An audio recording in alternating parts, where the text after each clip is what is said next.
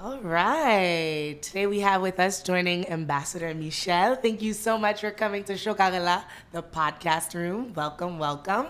Thank you, Tadia. Great to be here with you. Great. So we're live and direct from the Haiti Tech Summit at Royal de Cameron, and we're doing this podcast, and we're here to, sort of talk about what's happening here, and talking to people. So many different talented people here, creatives from different sectors. So it's really nice to sort of engage with everybody.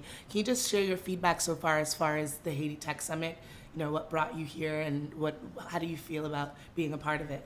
Well, first and foremost, let me just say that we're really excited to be sponsors of Haiti Tech Summit. This is really supporting so much of my personal vision at the embassy and the team's vision at our embassy for what we should be doing here in Haiti as the U.S. Embassy to engage with youth, to work on economic growth, and to really encourage and support these young entrepreneurs that you see here, both Haitian and American, who after all are the next generation of leaders and the folks who are creating jobs. Exactly. Can you talk a little bit about those entrepreneurs that were chosen to come and be a part of the Tech Summit? Sure, and I hope that you all are going to spend some time this afternoon at the entrepreneur pitch competition, because we've got 25 young entrepreneurs from all across Haiti. About half are women. Wow. And they're coming from 6 of Haiti's 10 departments. They're representing really the entirety of the country, north, south, east, west. And the point is that we want to make sure that we're putting the focus on economic growth and job creation. As I said, this is really the engine for moving Haiti ahead. So you're going to hear their elevator pitches, and I know that they've been sharpening this for quite a long time. So bigger than that, though, part of our interest as the U.S. mission, as the U.S. Embassy, was also on showcasing what our American companies are doing here in Haiti and in the region. So you see really big tech names, Google and Twitter and Facebook, Amazon. You see MasterCard here. You see Cisco, who's really active in Haiti. And then you see not just the West Coast represented, but we've got the New York City Mayor's Office to focus on some diaspora community issues. We've got JAMP out of Minnesota. We also have Catholic Relief Services, one of our USAID implementers here. So we're all looking at how do we partner using tech, using technology and international advancements to move along and improve the lives of Haitians here, whether we're talking about basic literacy, basic education, healthcare, agriculture. And if you were just with me in the conference tent a few minutes ago, I was highlighting a number of the ways that our USAID, our U.S. Agency for International Development Bilateral Assistance Programs, partner with Haitians in using tech for mobile banking solutions, for agricultural extension in the sorghum farming industry here, in producing here in Haiti tablets that are being used and are very accessible to Haitian schools and Haitian institutions. So it's really exciting. Amazing. Yes, very exciting. Can you talk a little bit about, I guess, the biggest barrier that you've faced in terms of being ambassador? The relationship between Haiti and the U.S. is great. And of course, I'm sure that you're working to improve the way that Americans and Haitians living abroad can sort of have relationships here in Haiti. Can you talk a little bit about what initiatives that you have in place that are sort of aiding to modify that narrative of the relationship between the U.S. and here?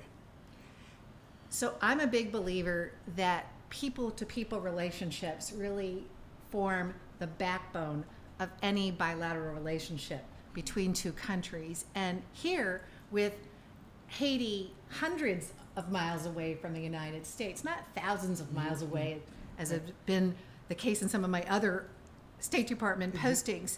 But we have thousands of American visitors, whether they're tourists or business people coming here on private trips, who get to know this beautiful country. And likewise, we have thousands of Haitians going to the United States. And we have, as you mentioned, a big diaspora community in the United States, almost 1 million strong, in Miami, in New York, in Massachusetts, in Utah, in New Orleans, all across the United States. And with that backbone of these people-to-people ties, we see quite a bit of U.S. congressional interest in Haiti. We get congressional visitors, both members and staff. And as I mentioned, we have a big partnership in development through USAID in economic growth, health and education. We also have a big presence here of our Centers for Disease Control. And we're working through CDC here in Haiti on HIV, AIDS, on multi-drug resistant tuberculosis, on the detection, prevention, and treatment of cholera, and a host of other communicable diseases research and treatment in partnership with the Haitian government. So we've got strong partnerships also in rule of law, working with bar associations here, with the courts here, in supporting community policing for law enforcement to help Haiti progress in the security sector as well, which is really important, of course, for business climate, for tourism. So I think when you look at all of these ties, both people to people and government to government, you see a very strong and very robust and a growing relationship. Great. Earlier in your speech, you spoke about youth through the idea of the tech camps and stuff like that. Can you talk about those initiatives and those projects that you have where you actually go in the field and get things done? And thank you for noticing that we really make an effort to get out of the main city, the capital of Port-au-Prince, into other areas of the country with all of our initiatives. And our tech camp in April went down to Lekai, Tech Camp Okai in the south. And we worked with the Chamber of Commerce, the Haitian Chamber of Commerce in the south, as well as with our alum network, because we have literally hundreds of ambassadors, if you will, here for building this Haitian-American partnership. These are young Haitian men and women who have participated in exchange programs, on scholarships, short-term exchanges in a variety of areas, and who have come back and are now part of this network. And I gave a couple of shout-outs in the other room to some of our alums as well, because once you're part of that, you're in the family forever. Great. So that outreach to youth is a big part of what we're doing here in Haiti. Clearly, the youth demographic is important and is growing here in Haiti, and creating these partnerships, I think, is something that's really going to continue to pay off in the years to come for this relationship between our two countries. Yeah. So as ambassador, I'm sure you've been confronted with so many issues at hand or concerns that have to be addressed. And while you're serving this part, what are you the most passionate about? If you say, okay, there's a list of 10 things that I'd like to accomplish as ambassador, what's at the top of that list? So for me, Tadia, and this goes really to all of the places that I've served in, but I like to tell my team that Haiti was my first foreign service tour overseas, and it's my 12th foreign service tour overseas, because I've come back, as I mentioned. But the key challenge, I think, for any American living and working abroad is to show what we as Americans are all about.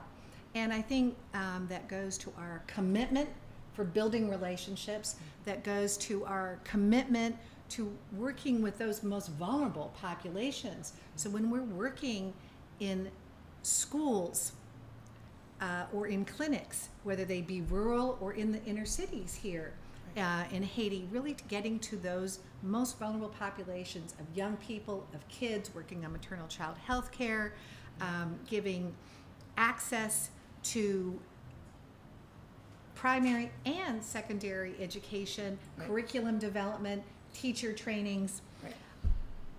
It's really focusing on making sure as many people on the ground are being impacted in a positive way by our programs.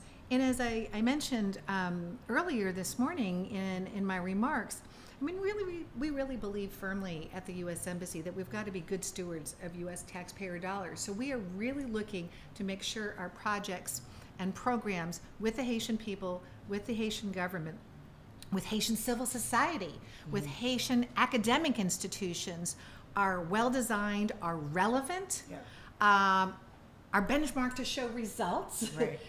Whether it's health or education or economic growth. So that's the challenge, but it's also the joy, because I think what we are doing here is making a difference and is very relevant. Great. So obviously you've come back, right? Haiti is not anything new for you. And I guess you're the face of the relationship between Haiti and the U.S. And, one of the popular things that have been in conversations this week, and I think in the past few years, is changing the narrative, changing the image that Haiti has. And I'm sure we all can say, yeah, we know we're pushing negative images and we need to push more of the positive. But many, many years ago you came, and many, many years later you came back. What is it about Haiti that I think is not reflected to the public that made you come back? What is a part of that image that some people that come here don't see? It's a great question, and I hope you ask this question to a number of the first-time visitors here from the U.S. who have come from Silicon Valley or Seattle or other places in the United States. And I bet their responses are going to sound very similar to my response. So from that period in the 1980s when I lived and worked here as a young Foreign Service officer, in that first tour, what has stuck with me, what I've really retained have been good memories, not only of the beauty of the country, and here we're in this location where all of these visitors are seeing where the sea meets the mountains. Right. It's gorgeous. Not only the beauty of the country, but the beauty of the people, and that's reflected in the openness and the friendship, but also this beauty of innovation. I have never met a more enterprising or creative people. So whether you're talking about music or the arts, culture, dance, literature, that creativity, but now we're harnessing, and I'm sure this is something about the way right brain, left brain, but this creativity is also all about innovation. And that's why meeting the young tech entrepreneurs and the young business entrepreneurs who are not only doing their elevator pitches here, but the ones who are actually already launched. We're here to mentor and inspire some of the newcomers. I think that spirit of creativity, of positivity, is something that struck me 36 years ago, continues to impress me on a daily basis, and you feel it in the tent across the way here at the Haiti Tech Summit. Yes, I think what's great about the Tech Summit is that it's bridging the gap and bringing people here for the first time and just allowing some of the locals to connect with people that they might not have connected with. And a lot of times I'm sure, a lot of people, I'm sure there's so many people that live in Haiti that don't want to travel. They want to stay in their country, obviously, if it was offering more opportunity. And so I think it's good that the Tech Summit is doing that. What would you encourage the diaspora, Americans living abroad, or even if it's not, Haitian diaspora, just Americans or people that, have interest in coming to Haiti, what would you encourage them to either think about, or how would you encourage them to contribute to Haiti?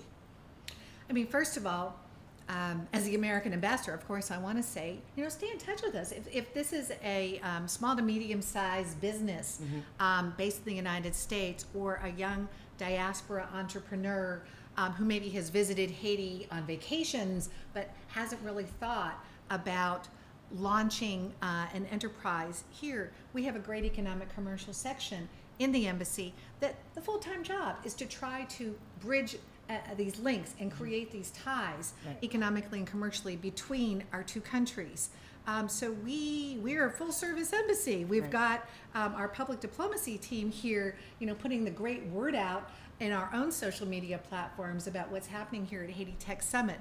But not only the USAID economic growth team, but my economic and commercial team back at the embassy as well are, open door to try to talk about the business climate here, the opportunities here for American entrepreneurs and business people, and also to make sure that our American Chamber, AmCham here, which is a very vibrant Haitian American institution of long date, with the countries, Haiti's and America's leading firms represented, that new to market firms would be able to hear from folks who have been doing business on the ground for years and years, Haitians and Americans, in a variety of sectors, everywhere from apparel to food production, to small kitchen utensils. Right. Oh my goodness, the whole gamut. It's vast for sure.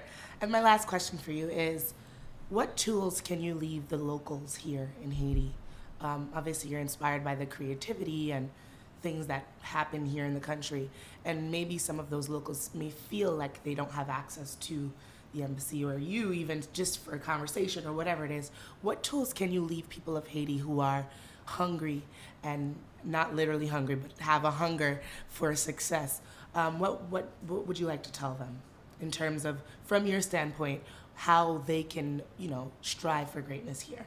And I think that desire for knowledge, that hunger for success that you're referring to, is something that we respect and want to support at the U.S. Embassy. So whether it's support for tech training camps, for English language programming, for exchanges in specific fields, it's continuing to build and to reach out and to keep striving. And I thought also what Jack Dorsey was talking about yesterday was also very relevant during the Twitter Square conversation of risk-taking, because that's also part of innovation and creativity. So I think as we as the U.S. Embassy can look at case studies of successful entrepreneurial enterprises back in the U.S., as we at the U.S. Embassy can showcase opportunities for partnership, and as we at the U.S. Embassy can also showcase what we can offer,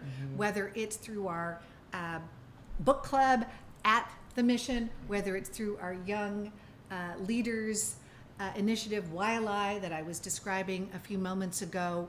We have so many tools and programs that any Haitian young person can get online and take advantage of. Okay, great. This has been amazing. Thank you so much for coming to the podcast room. Thank you, Tadia. All right.